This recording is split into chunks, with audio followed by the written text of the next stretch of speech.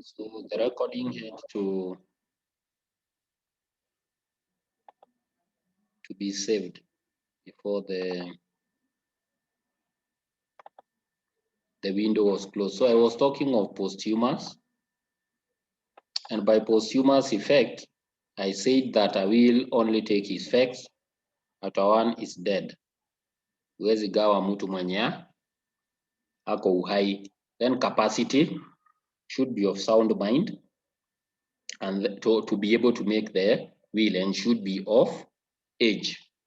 And then legality, the will must be legal for it to be upheld in law. Huwezi sema umewachia mtu Life International House na tunajua ni ya Chris Kirubi. Are we together? In other words, whatever you are leaving should be wholly yours. You should be able to substantiate that this is mine. Siwacha watu wakiuana bure. Then types of gifts by will or by a way of will. We have what we call a special or a specific legacy. And a specific legacy, these are when a testator or the person who is doing the will leaves or identifies a specific, giving sufficient description of the testamentary gift that they are leaving and manifest an intention. For example, we've been given an example there. I leave my house in Buruburu, Nairobi to my eldest son, Maina. So this is very specific. I didn't just leave my house. Could be the testator has several houses, but he's talking specifically of the house in Buruburu, Nairobi. And the house is being left to the eldest son, Maina. Now, if we talk of the eldest son without Maina, yeah, let's say the testator said that they are leaving the house that is in Buruburu, Nairobi to the eldest. A minute.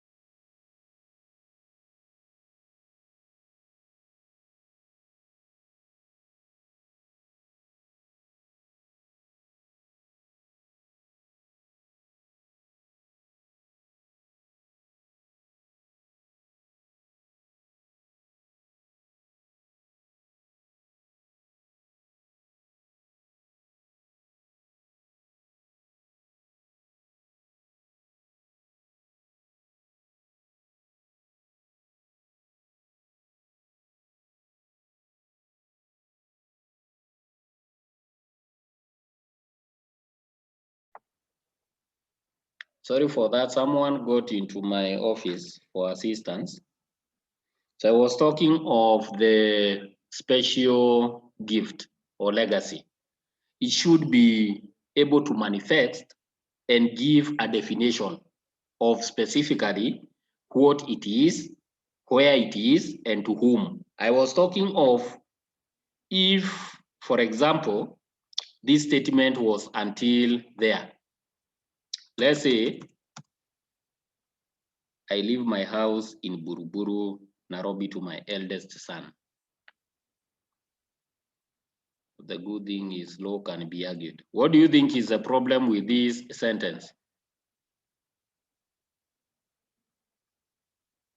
Brian Kiprotich. Brian, put your mic on. Yeah. What is the problem with I leave my house in Buruburu to my eldest son? Do you have a lacuna? Do you have a gap? Brian.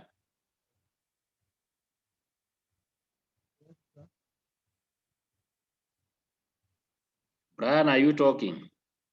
Oh, yeah. Who is willing to talk? Do you have a problem with that statement?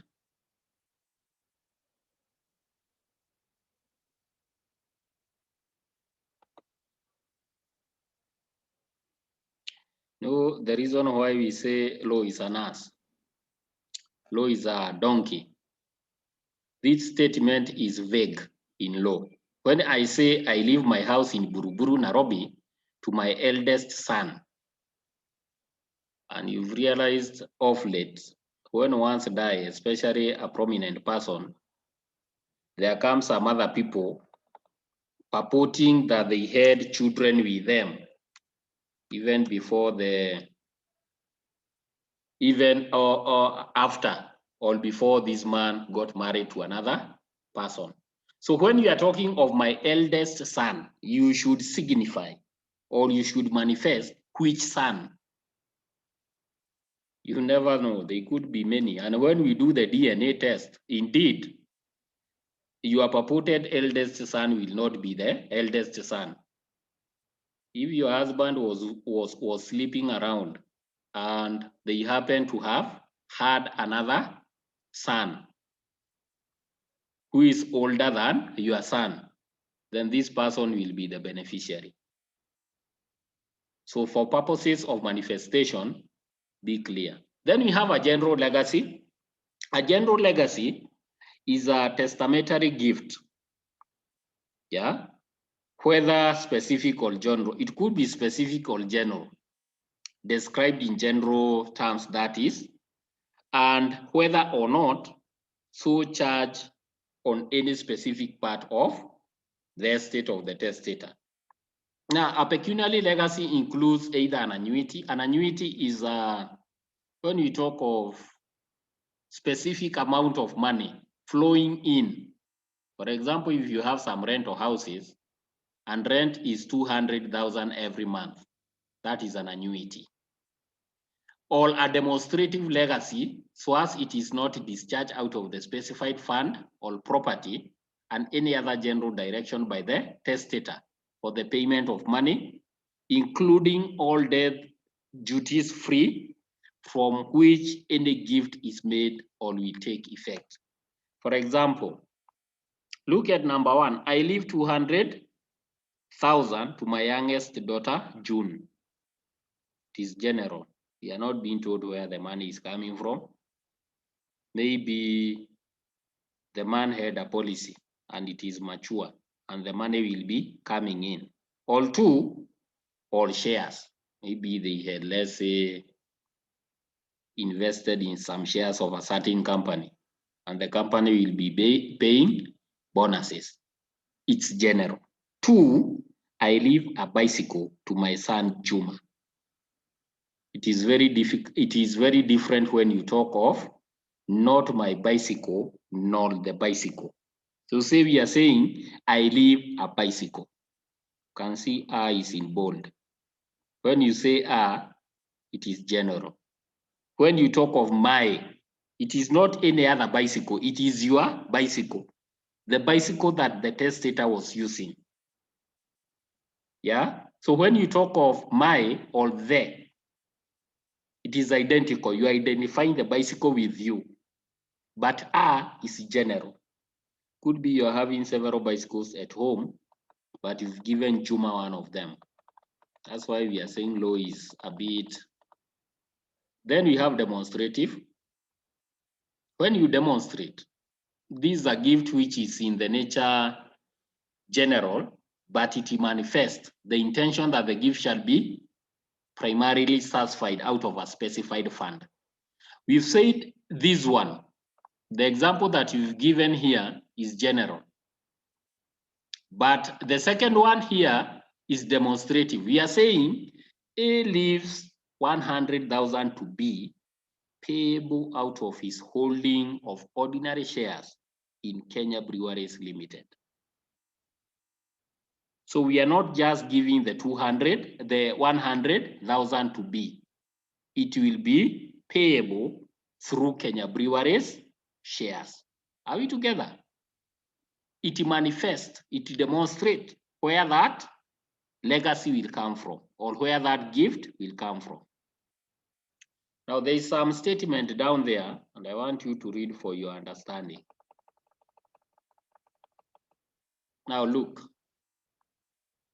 if A owns ordinary shares in KBL at the time of his death, the gift of 100,000 is deemed to be a specific legacy.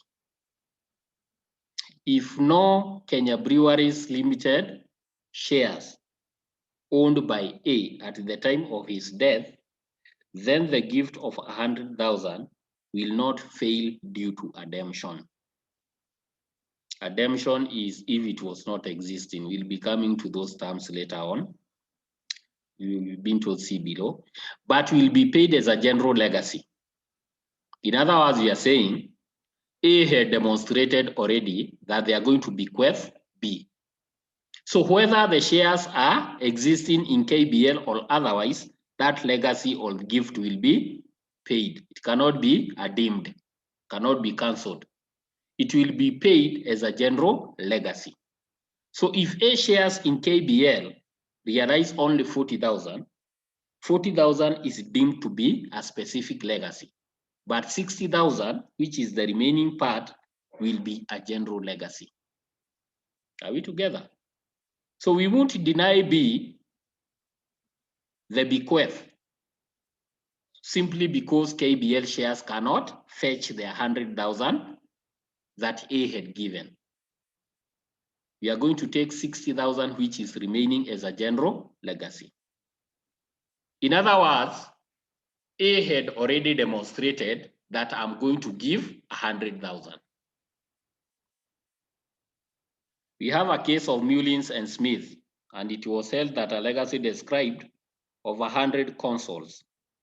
Out of the 500 consoles, all Kenya shillings 100 part of my Kenya shillings 500 consoles is a specific legacy. Then we have other cases of Boyd and Boyd. Well, if you're interested, you can go through these cases, but they are just to show, they are to set precedents that it has happened. So if it happens to you, it will not be the first time it's happening. It has happened before, and this is how the cases were held. That's why we have the citation there of Kirby and Potter. We have Boyd versus Boyd. That's why we have those cases. Then we have a gift of residue. When we are talking of a gift of residue, where property is not given by a specific legacy, nor by a general legacy, it makes up the residue of the testator's estate. Residue is what remains. So if the testator fails to make a gift of his residue, he dies partially intestate. You did not give. So the rule of intestacy will apply to the property comprising of his residue. In other words, if there are properties that have not been shared, we are going to go back to what we had studied in the last class. So if you are spouse, if you don't have a spouse and children, we are going to give it to father. If father is dead, mother. If mother is dead, brother, the first brother. Yeah, if they are dead, we go to the first step brother. If they are dead, we go to the first relative in the degree of consanguinity. That's what we mean. That if this person had not indicated, then the residue will be shared as if they died partially intestate.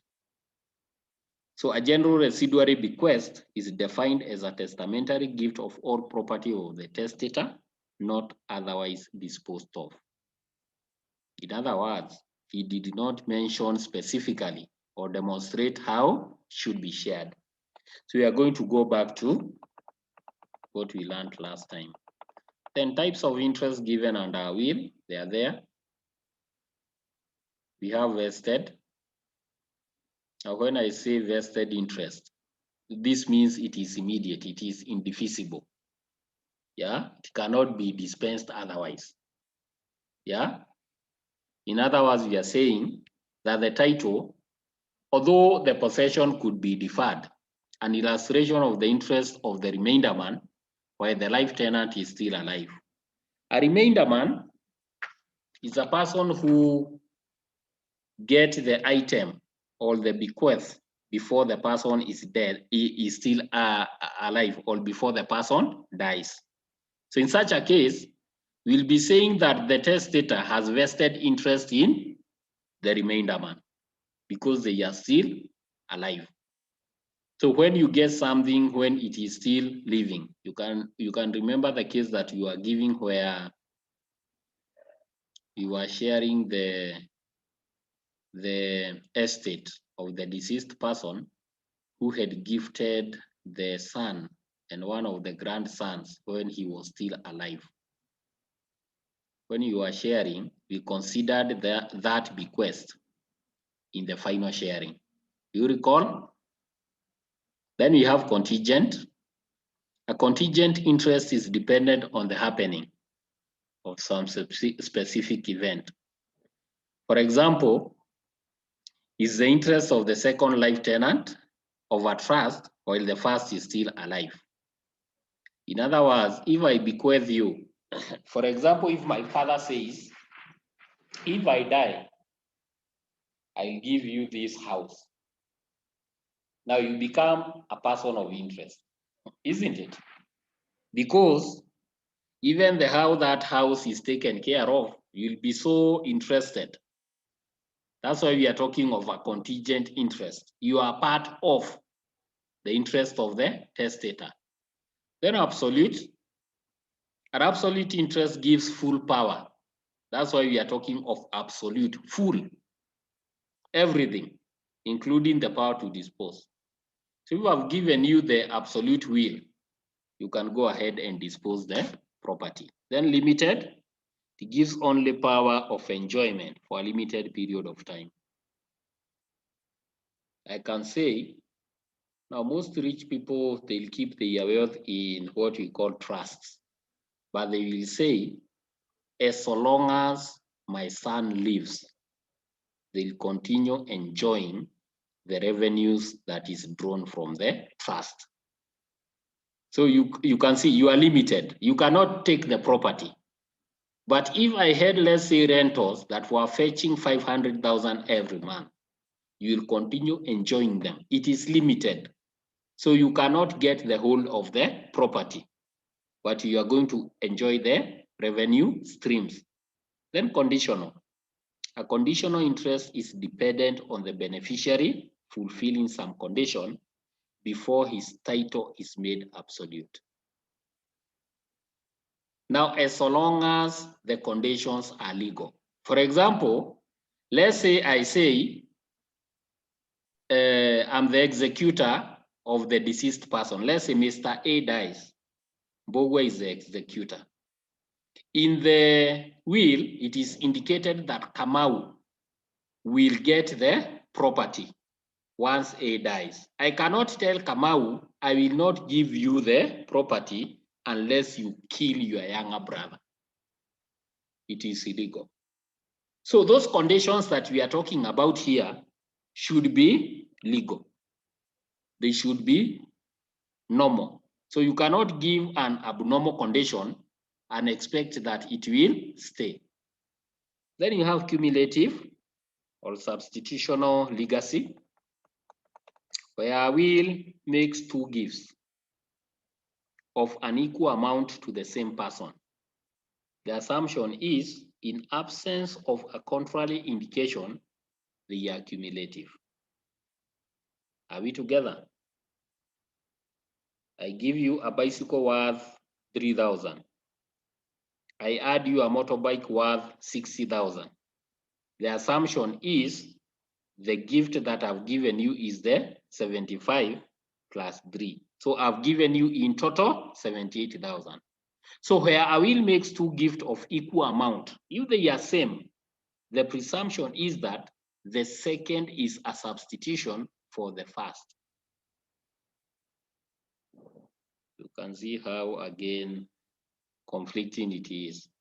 If I gave you the motorbike and the bicycle is equally of 75,000 value, then the assumption is the bicycle is substituting the motorbike.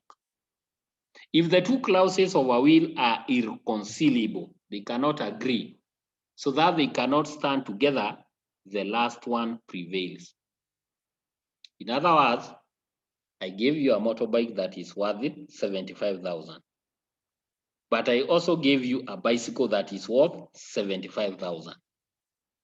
If they are not agreeing, you will take the bicycle. In other words, we assume that they were clerical errors, because there is no way the bicycle will be valued the same as the motorbike. Any question? Kuna swali? Law is interesting if you are willing to read. Any question? And there are people who have a behavior of not answering to the activities that I'm giving. You will lose your marks and you will have yourself to blame. Any question? So I want to end it there. What I'll do, in the interest of time, I want to post some videos of the subsequent classes. You can be listening to these videos prior to make our work easier. Then I'll be combing through some of these materials. Ni sawa? Any question? So go to the portal. I'll place a forum there that you're supposed to respond to. Enjoy your evening. You too.